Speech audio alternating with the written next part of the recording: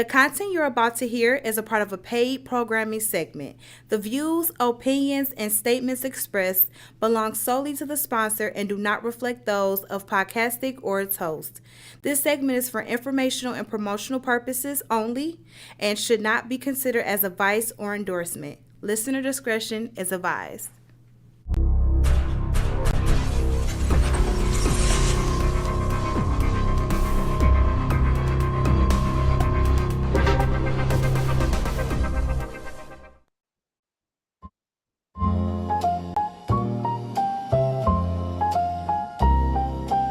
Check. 1, 2 for the mind state.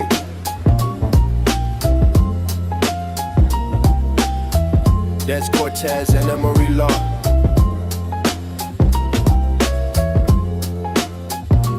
Welcome to the show. Y'all tuned in now.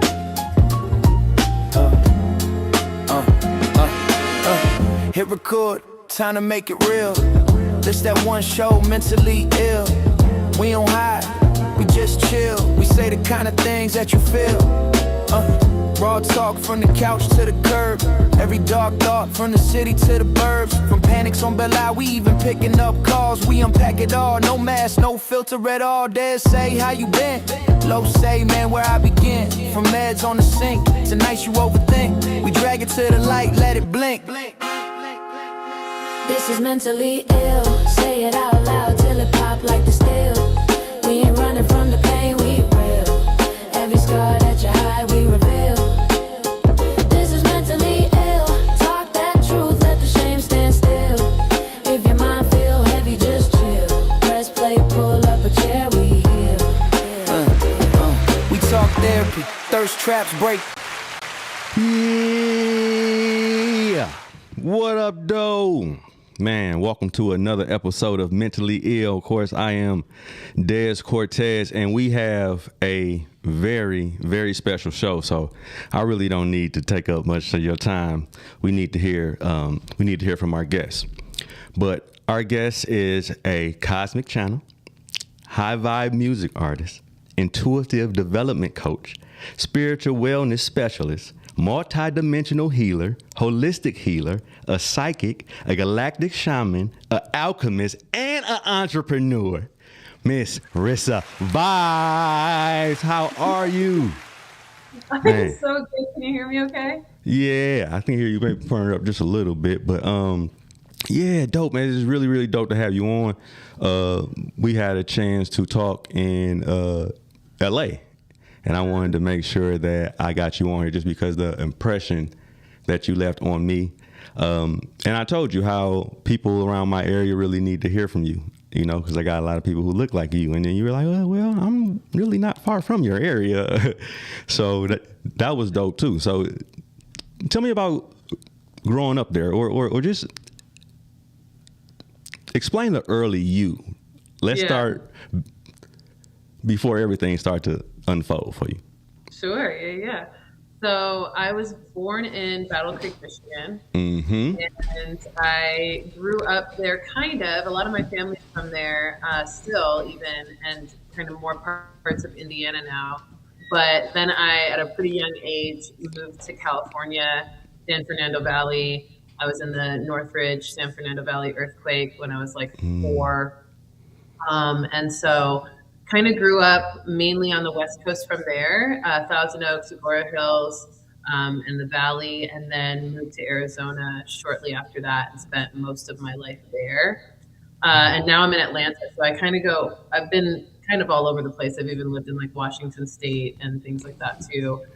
But yeah, early me was just like a really fun, bubbly little girl who just was always adventuring in the world. I was always really big in nature. So I always had like, this is weird, but I always had like insects for friends, like roly-polies and stuff. And like, I was like kind of a weirdo. I wasn't really like, I was social, but I think I was a little bit outcast even from a young age. I knew I was kind of different. So I found more comfort in like the natural world and nature and animals and bugs and yeah, just kind of playful in that way. And obviously my connection to spirit was already really strong there. So I kind of had a lot of that occupying my time too. That's dope. And same here. Like I was very different. Like everybody wanted to go to the party. Like I wanted to go fishing or hiking or something of that nature. And I was always going towards the natural part of everything when everybody really wanted to be just city boys. One more thing too. So like you spoke, or you didn't speak of, I actually read that you were able to see spirits at an early age. Talk about that for me. Yeah. So my earliest experience seeing spirit was probably right around, I was probably like 4 or 5. I would see people's energy fields, and sometimes I would actually see figures, spirit figures. And so when I would go to church, a lot of times I would see a lot of things. Like I would see like angels or light forming. It almost looked like people, but it was formed by light. Gotcha. And then I would often like see people's energy. Like a lot of times in church, I would kind of like say something to somebody that I felt like I needed to say, and then they would be like really shocked that I knew that they were going through a divorce, or that they were feeling sad, or they were upset about something. So I kind of always had that perception, and I feel like people could recognize it in me, because I would have a lot of times like adults would kind of look at me in the church and be like, "Oh, she's got so much light, like she's blah blah," but they didn't know. I don't know. It was kind of weird. I don't know if they knew what they were picking up on either, really. No, they used to always tell my mom when I was younger, you know, he's anointed. They said I was talking in tongues before I even knew how to speak and those type of things. So it was just, you know, those crazy, like as I look back on those things and what's going on now, I kind of see how it was opening up for me, but I knew nothing of that, you know. I was raised strict Christian in the house, you know what I mean? So I had a few imaginary friends that they would call them, which I had as my guys, but I didn't know that at the time. So like, did your family, was they like good with it? Like, did they outcast you? How did that work? It's kind of like what you described. Same thing. Like my family would always tell me it was like imaginary friends, or it was a dream, or things like that. And they would tell me to just go pray, and it would like go away. Because some of the things I experienced, I was afraid of. I didn't understand it, so I was afraid. And when I would go pray about it, the angels would talk to me more, and so it was like I was opening more of that portal, and so it wasn't really helping to stay, like it wasn't making them go away. So it's kind of confusing. So yeah, for the majority of my life, I kind of learned to either just disregard my visions and my intuition as something imaginary, because that's what I was told, or to just try to pretend it wasn't happening and try to ignore it. And you ignored it until you got to school and studying psychology, right? Did you ignore it until then, or did you go into it kind of trying to figure out more about it? Yeah, so right around like 7 or 8 years old, I had my first alien encounter where I was abducted. Me and my mom were abducted. It was during the Northern Lights, so it was mixed. And so that day, right before, like the night before, the night of, we were driving from California to Arizona. We were moving there for my stepdad's job transfer, and we were we were driving, and I was seeing the lights happen, the Northern Lights happen, and me and my mom were watching it through the window as we were driving. And I was begging my mom. I was like, "We have to get out of the car and like check this out." And she tried to ignore me for a little while, but I was incessant. So I forced us to stop. And all I remember is us walking like kind of across into this big open field. You know, if you've ever driven from California to Arizona, you know, there's just like a lot of open space. I'm having like tech issues on my side, but it might be the aliens. Right. They're like, hey, they talk about me. Usually when I share these experiences, that kind of thing happens. But we're also in a Mercury retrograde, so it could be that. But anyway, so we're walking into the field, and within like 10 steps, I'm teleported into a ship, and I'm laying on this like metal table, and there's just a lot of white light, and I can't really make out the figures that are above me, but they're kind of like, I couldn't feel them touching me, but I could tell that they were like examining me in some way. Not anything creepy. It didn't feel like they were doing me any harm. It just looked like they were checking on me, like checking up on me. And I remember having like this telepathic communication with them, which they were galactic beings. They were kind of like white light coated galactic beings. And I was like, what's going on? Like, where's my mom? And they were just communicating with me about it. They were just like, you're fine. Your mom is over here. And then as they told me she was okay, I saw her being led by two beings down a hallway, and she was kind of in like a complete trance. She was just really, really out of it. And they told me she wasn't going to remember because she decided that she didn't want to carry on her assignment with them, but that if I wanted to still carry on my assignment, I could agree to that, and I would remember. And so I agreed to it. And then ever since then, I've had like really significant galactic experiences. That's so dope. Yeah. I don't even think it's dope. People see that, now I'm just very happy that you're saying things like this, because when I talk about this, like people, they look at me and I can automatically tell, like they think I'm crazy. You know what I mean? Like, because you know, no one talks about those type of things around me, but I have a lot of that activity happening. You know what I mean? And there's really nobody who don't think I'm crazy. So it's just great to hear that from you. You know what I mean? And it's great to see like those type of things are happening to others. And okay, if it's somebody who's trying to break into it, or somebody who think they have like these type of, which everybody can have these gifts, but if somebody may be feeling something that they never felt before, or something that they feel is paranormal or not normal, like, what do you suggest? How would they go about figuring out exactly what it is?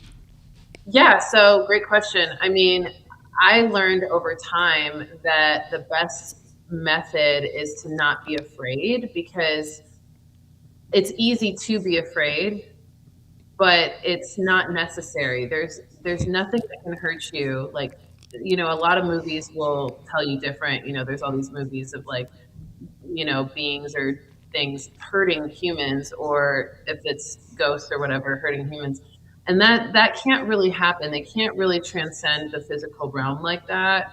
But they are fueled by your fear. If it's a darker energy, if it's a positive energy, there's nothing really to be afraid of. It's mainly you just not understanding what's happening that's causing you to have fear. And really oftentimes obviously the good spirits are wanting to give you messages and wanting to help you in some way, or help somebody close to you that you're able to help with their guidance. So, if you're having those experiences, don't be afraid and trust it, because that's your intuition speaking to you. And there's a reason why you picked up that signal. And be curious, take an inner child perspective, don't allow the adult mind of fear and seriousness of what this could mean and a heaviness take over you. Instead, stay lighthearted, stay curious, stay excited to understand why this is happening and what's there. And that's when you're going to get the majority of your answer as to what it is, why, and what it wants to connect with you about. And so, because I really, really want people to lose the fear. And when I first started to communicate with spirit, that was one of the things that left me. It was almost as if they turned it off in me, not wanting to go find something, or not wanting to go here or do this, or they really kind of took that away from me. Also, they took away the feeling of ever being alone. It's impossible, for me to be alone, even if I wanted to. So those are some things that I really, really, really want the people who are my listeners to really sink in and understand, that there is help. Not only is there help, you're going to understand these things, understand why they happen, how they're happening. And most of the time you're going to realize, man, I was really just causing this ruckus on my own. Right. So that's another reason that I want to really get people into these type of states and having these type of conversations. So Rissa, if you can't, just in your own words, what do you do? Like, if you can put it like into like a nutshell. Yeah. Yeah. So I help people tap into their intuitive gifts, and I help them navigate their spiritual journey with grace and ease and support. You know, I have a degree in psychology, and I have experience as a therapist and counselor, behavioral health technician, and things like that. So I kind of blend the psychological with the spiritual to help people make sense of what's happening in their life when they encounter spirit, and also just help them navigate the journey of like being aware of energy and being aware of other people's emotions and being sensitive to that, and even navigating the current times energetically and spiritually. And I use a series of things. I mean, I was raised Christian, and I still consider myself Christian, even though I think some people might have kicked me out based on their own beliefs. But I also know how to have conversations with people like that and explain to them that this is all God, and you know, it is a connection that we have to God that allows for us to have this intuition. I really believe that intuition is our most innate survival skill, and it's what God gifted us to help us navigate through not just the things on the physical realm, but beyond that, and help us to experience what's beyond that, which is all God's creation. And so, yeah, I mean, I do readings, I do past life regressions, mediumship, energy cleanses. I'm a Reiki master as well. I host retreats and events and workshops.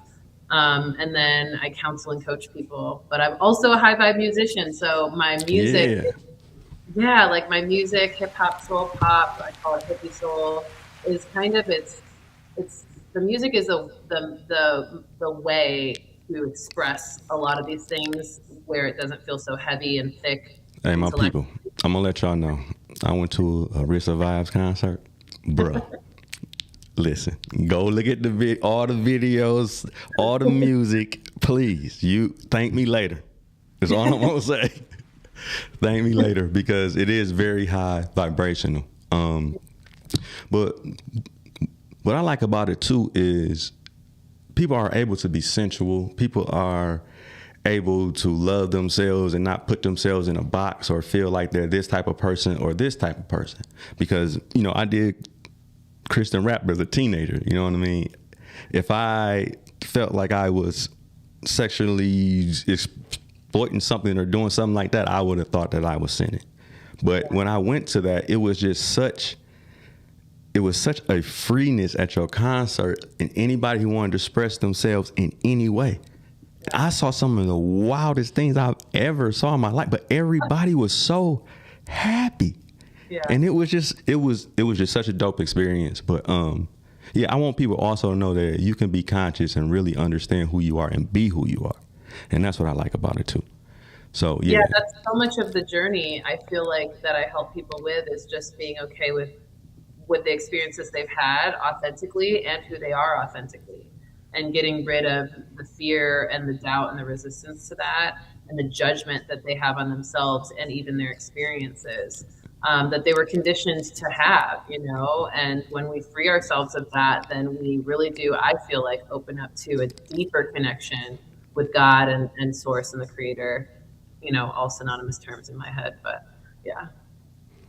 That's dope. And I mean, I want people to open themselves up, because I had a surprise, you would say, experience with Jesus, you know what I mean? And this is when I was really, I had lost my faith, you know what I mean, as far as that goes. But he let me know that he was real, of course, but also he taught me what he really was teaching and what he really was about. And it just changed everything that I thought about him. It was, in my eyes, so much more beautiful. And it went from me having faith to like knowing exactly who this was, and that this was a person who walked this earth and now is helping. You know what I mean? Like, it felt so good to really, really see that. What did he tell you? I'm so curious, because I'm like a huge Jesus person. Like, I love Jesus. And wait, and you channel Mary. I do. I have. Yes. I've channeled Yeshua as well before, but let's call him his real name. Yeshua. Yeah, call him his real name. Yeshua a few times, but Mary more so. Yeah. Because he talked about Mary way more than I ever would have thought he did. He was about her. Yeah. And it's funny because I was communicating with like another Indian or whatever, and we were talking about him, and I had said something like, yeah, and he was with Mary and you can like hear these in the background like, and I still am, like, I still with her. Like, and people like just, first of all, the way he speaks, how funny he is,